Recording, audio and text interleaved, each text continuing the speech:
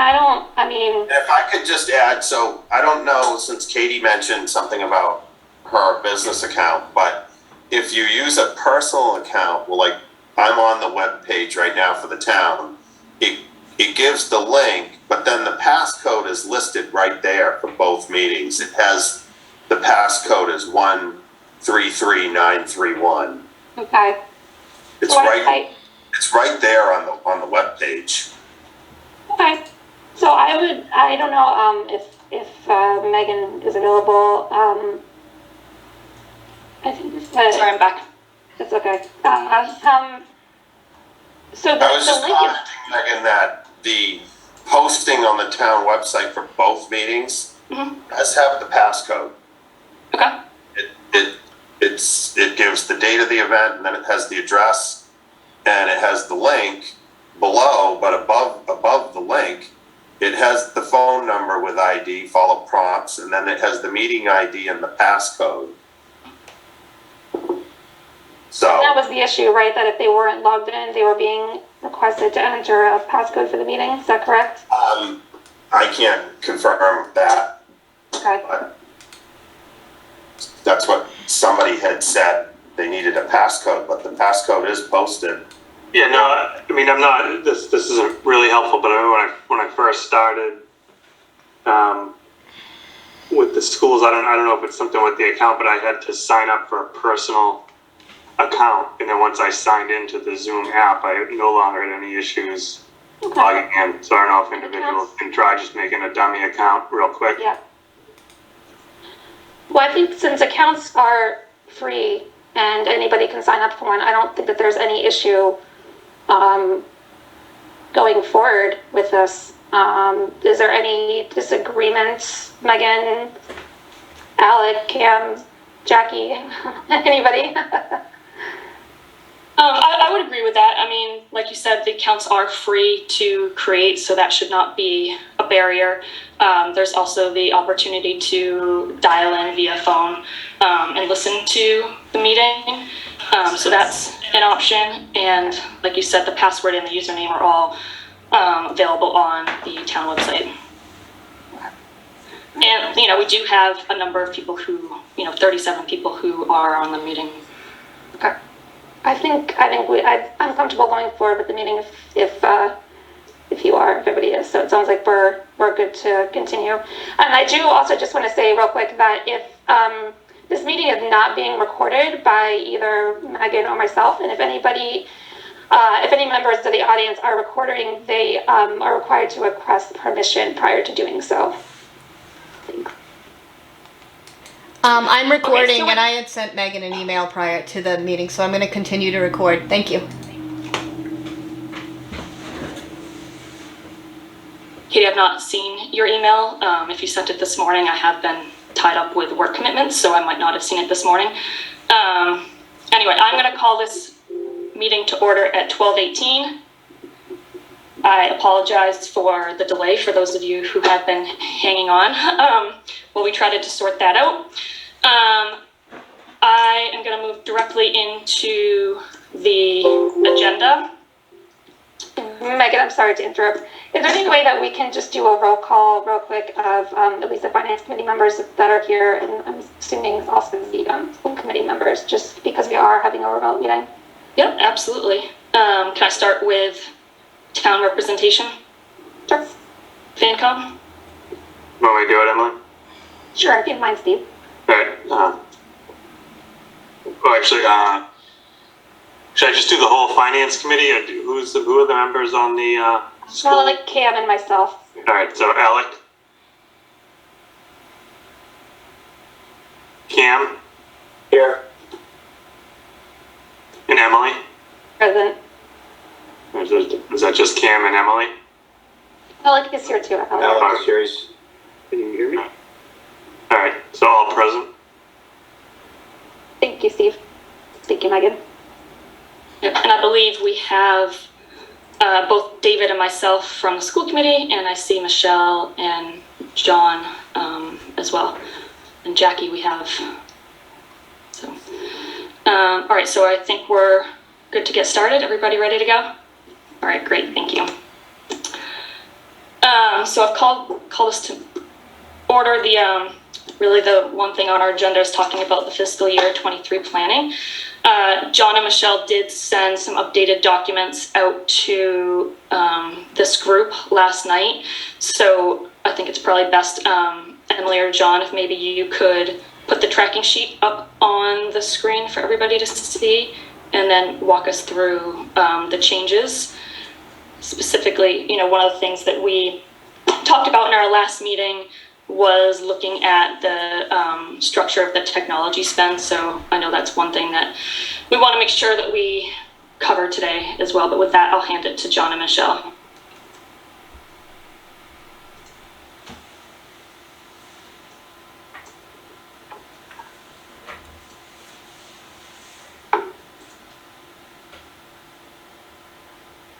Yes, so I will. Sorry about that.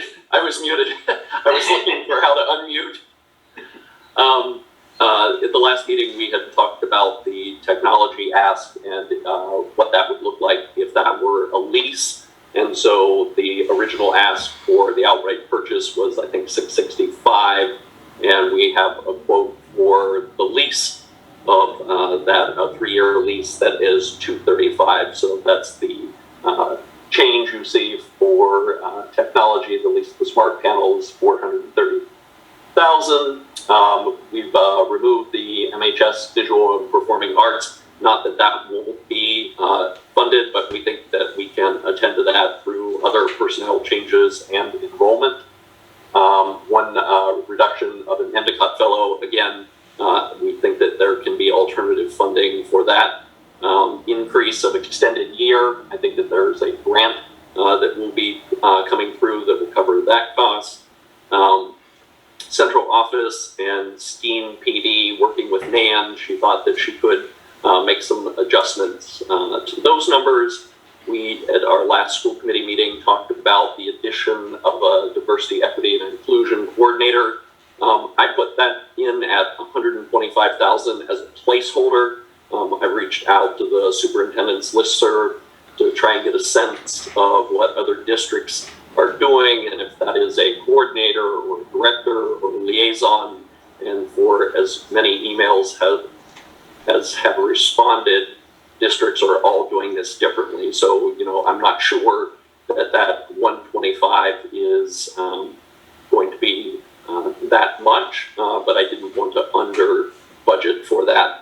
And then the biggest piece that is kind of the elephant in the room is the MHS curriculum directors. And when I worked with principals on putting their budget requests together, Dan had included them, and I think that they are appropriate. But right now, with our Planning for Success work, Nan is leading the curriculum development work that was woefully unattended to here. And that's the what of the work, and I think Cam will probably appreciate this in his work with NEASC. There are a number of ways to do curriculum work in districts, and right now focusing on the what of getting the curriculum in place, and then the how is when your directors or leads come in. And so I'm not sure we're ready for these two positions right now. We also have a stipend committee that's meeting because we have teacher leaders that are in the budget, and could we use the funding for teacher leaders to support curriculum work? And so that's why we're taking this request back right now. Not that the position isn't important, not that it wasn't an appropriate request, but I'd like to see us flesh the details out of that work before moving forward. And so that's the update on the numbers from last week.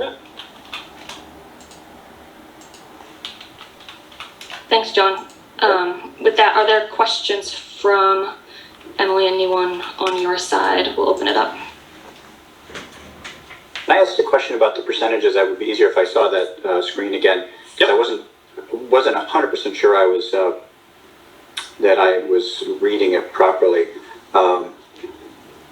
So you made adjustments of $1,099,000, and that's from your original budget request, right?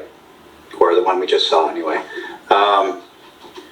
So the 3.3% target. So is that what you're at now? 3.13%. above 2022? No, if you look at the bottom of that sheet where it says FY22 budget and then the FY23 payroll contractual obligations, that's typically what the town has allowed us, without really too much of a budget deliberation. And, that would be a 3.13% increase. So our contractual salary obligations alone are 3.13% for next year. Okay. So all of our requests with the contractual obligations plus all the additional requests are coming up to 10%. And so that 10% is that's the number after all of these adjustments? Correct. Thank you. 10% over FY 2022? Yes, exactly. Okay. Thank you. The gap between contractual obligations and the increased or additional requests is the 2.9 million or so in the bottom right. Correct. Yes. Okay. So And that, if we- that number has come down since our last meeting, which is a good thing in terms of budgeting. So that's good. I think I really appreciate how you've looked at all your sources of funding and were able to make adjustments without making any, or at least too many changes to your original ask. Obviously, the curriculum directors, that was something that you've reprioritized. Yep. But the other items, they're not reductions, they're just other sources of funding for these positions. So I think we can all appreciate that work that went into that to look at all the sources of funding. If we take the 2.8 million and sort of break it down, I have the other summary that Michelle had sent us. So of that 2.8, there's about 1.4 of staffing requests. And of the remainder is about 800,000 of special education funding. And then the remainder of that, I believe, is operational increases, just here and there. Is that a correct sort of breakdown? Yes. Yes. At a high level summary, yep. Okay, yeah, high level. So if we look at this, let's talk about special education funding. That's always sort of the big question here. Because every year, it's such an unknown, and we've been through so many ups and downs with costs, and it's really just a guessing game going into every year what it's going to be. And we've seen situations, where there have been, there could just be, out of nowhere there'll be a huge increase or a huge decrease. It's nothing anybody's really able to predict. So of the 800,000. Of course, the town has the Special Education Reserve Fund, which can, cover some of that. I think it's 200. What was it funded at this year? Does anybody remember? 250,000. 250. Yep. Okay. So for special education, then we're really just talking about what's left over after that. What is that, like 650? And I think that's something that we really need to discuss and She is feeling fine. make sure that we have a good handle on that 650, because it could swing either way. I understand, Michelle, you said that some of that is due to drop in tuition in, correct? Yes. And we don't know really where that's going to fall until later on in the year, correct? I mean, that could increase, that could decrease still, correct? Right, absolutely. Right. So I think when we're talking about the asks, we need to kind of separate out a couple of things. Although, we will obviously need to find the funding for that $650,000, but that is still sort of an unknown amount. So if we take those 2.8, subtract out the 800, we've got about $2 million in asks without the special education funding in there. And I think that's also the number that we need to kind of be focusing on too. So I think going forward, sort of like next steps, where we go from here, how we're going to proceed. I think there are still a lot of questions that need to be asked asked about this ask. So obviously we have the state of the town this evening. And so we'll get a better picture of where the overall town budget is going to be this year. And that's one huge piece of this puzzle that needs to be discussed. So I think once we have more information about that, we can sort of continue our discussions to see where the town is going to be, where the schools want to be, and how we're going to move forward with this. So I think these discussions are going to continue, and we're going to figure out this path forward. Obviously, we know that the schools have put in a placeholder warrant article. The town is also always, every year, puts in a placeholder warrant article for any budget needs last minute. So we do have several mechanisms that we can go through to be able to work through this. I think, I don't know, Cam, Alec, did you guys have any additional comments or questions about, I guess, this process or the budget or anything else? Yeah, I just wanted to kind of say a couple things and make sure we're all on the same page with kind of the finance committee's thoughts about this as well, and the steps we have to go through next, like Emily said, to figure out how this request will show up on a town warrant article. So essentially, the way I look at it is, if we're looking at without these additional 2.9 million requests, so if we were just kind of staying same year over year with a 3% target like you're presenting on screen right now, the past 5 years since I've been on the committee, we've been seeing a decrease in free cash, just kind of doing that, right? Now that we've asked for another 2.9 million, one concern I have is, are all the costs associated with that $2.9 million asks on the entire town being reflected here? Specifically, the increase in wages for the new positions at about 1.5 million, I think it was. What about insurance related to that and benefits related to that and things like that? Because that alone, if this were to get approved and there were funds, however, were approved at town meeting to kind of cover this ask from the school of 2.9, I think that would further contribute to an issue to free cash in the town for some other things that may not be disclosed here. So that's a question. So I just think that, like Emily said, tonight's state of the town is very important for us to understand the overall bigger picture.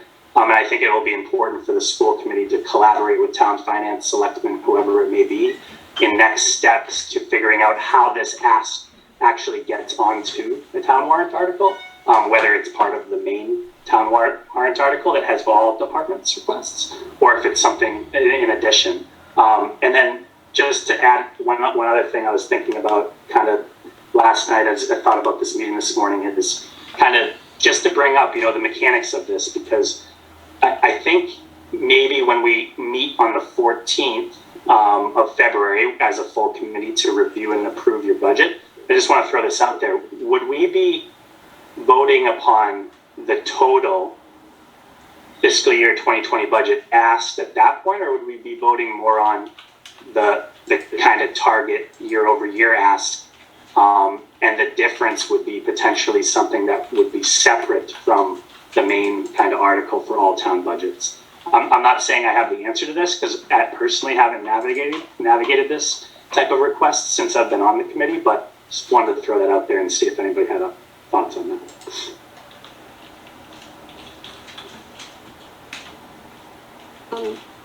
You or Megan or Rich, I don't know if you guys have any thoughts about that. I mean, I would think that, we would have to consider, I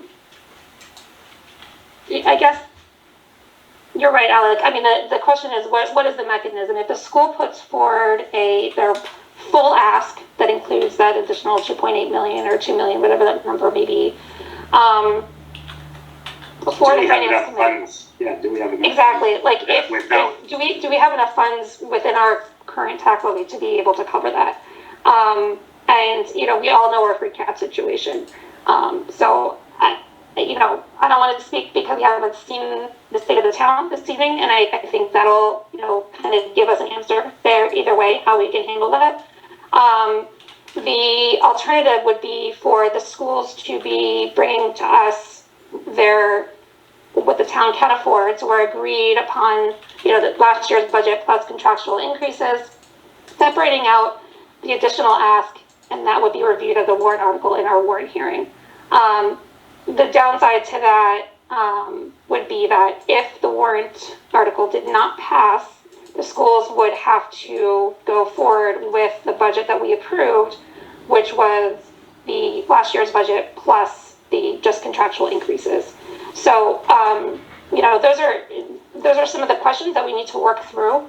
What can the schools handle next year? What can the town handle? And what's the proper mechanism for pushing this forward? I wasn't necessarily asking a question to be answered. It's just something I'm thinking about how we move forward with this. I agree. I think, totally agree. I think we need to kind of lay out what our options are, and we'll have a little bit more information after this evening. And then, before the 14th, maybe we talk about meeting one more time before we come before the 14th, so that we have sort of a clear picture of how we're going to present this to the finance committee, and go from there. Yeah, the only thing I'd like to add is I think Steve, thank you for sending some things over this morning. I haven't read anything yet about your address this evening, but I think what will also be worth noting is what does next year look like? And I say that because my understanding is free cash is dwindling, if not vanishing. So whatever the town's budget is this year could be very different than what the town budget might be next year if we're no longer able to rely on free cash. And so we want to be thoughtful about making sure we make decisions that we can sustain. This year, a decision that we can also sustain next year with regard to the town and the schools. It just seems to me we want to be, longer term in our thinking and not be over-reliant on free cash this year and then leave ourselves in a hole next year. But I do want to say I appreciate the reductions you've made, and I think, I know our goal is to try to come to understandings. I mean, I'm new to this process, so we talk about separate warrants or one warrant. I guess my orientation is the goal is to try to come to if we're no longer able to rely on free cash, and so we want to be thoughtful about making sure we make decisions that we can sustain. This year, a decision that we can also sustain next year with regard to the town and the schools. It just seems to me we want to be, longer term in our thinking and not be over-reliant on free cash this year and then leave ourselves in a hole next year. But I do want to say I appreciate the reductions you've made, and I think, I know our goal is to try to come to understandings. I mean, I'm new to this process, so we talk about separate warrants or one warrant. I guess my orientation is the goal is to try to come to an agreement where we can all advocate for the same thing, and that would give the message to the town meeting a little more clarity than if you have competing warrants, competing objectives. But it may be a little early to say that, but I assume that's where we're trying to head, is to reach an agreement on all of this.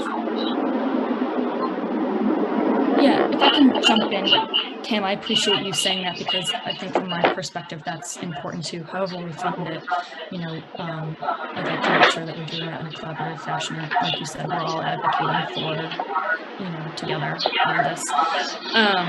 It does sound like we will need to meet again.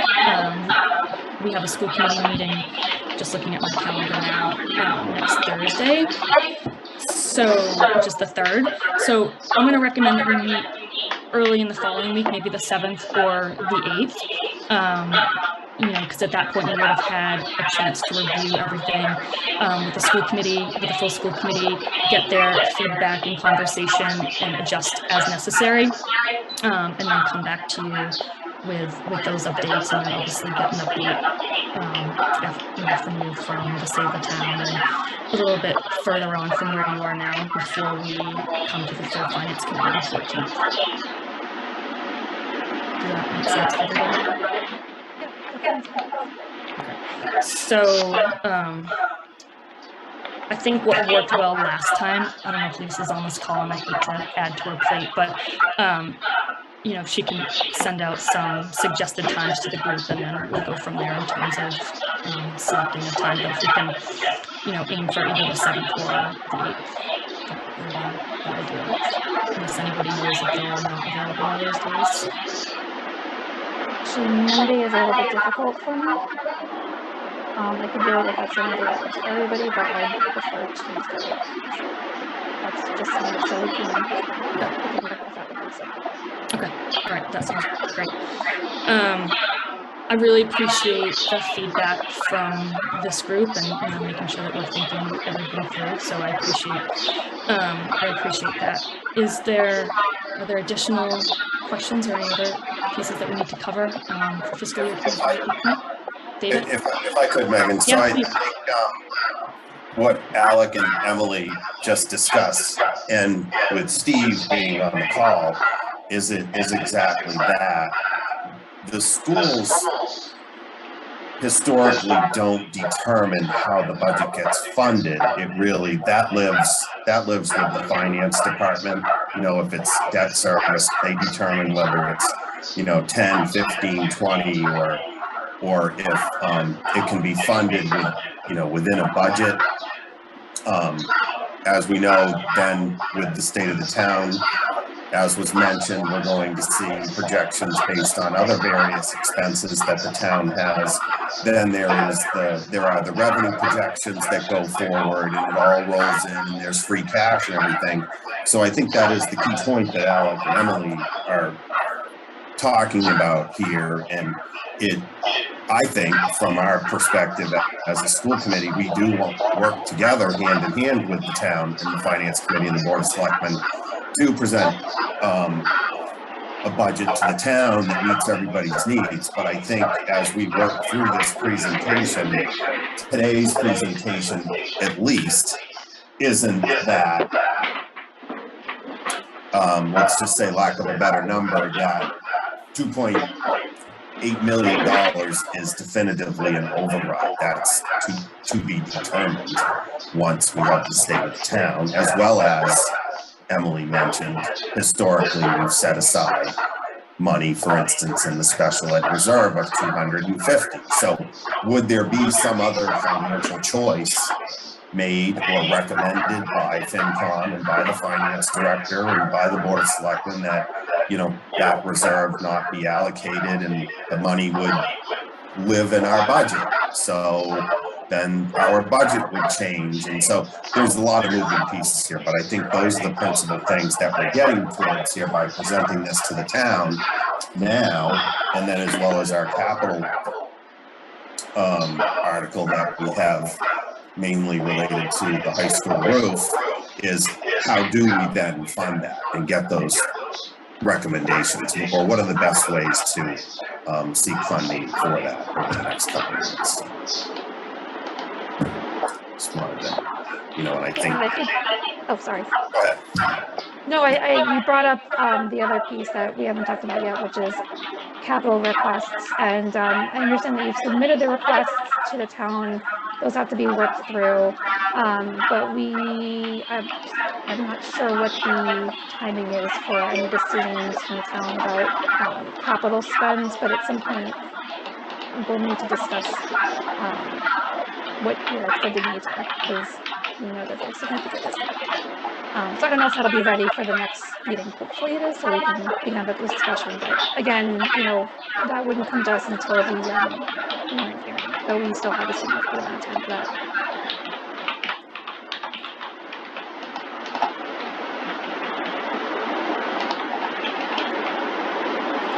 Okay.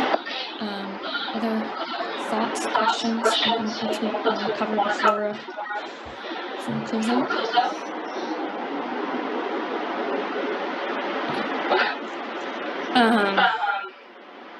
We do normally allow for a quick public comment at these meetings. Is anyone opposed to that? Okay, I'll open it up if there's anyone who wants to make a public comment.